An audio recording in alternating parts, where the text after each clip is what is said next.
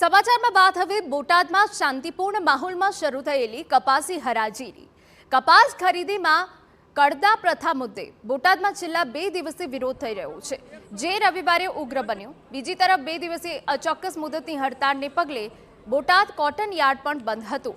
જો કે આજથી બોટાદ કોટન યાર્ડમાં કપાસી હરાજીની શરૂઆત થઈ છે, તો ખેડૂતોને પણ સારા કપાસા 1500 સુધીના ભાવ મળી રહ્યા હોવાનું જણાવાયું છે।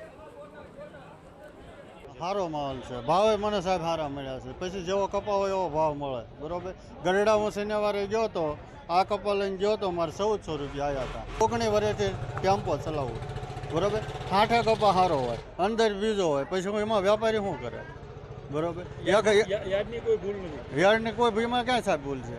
યાર્ડનું જે વહીવટ છે સંતોષકારક છે, સંતોષ જ છે ને, આવા ભાવ ના બીજે નથી મળતા।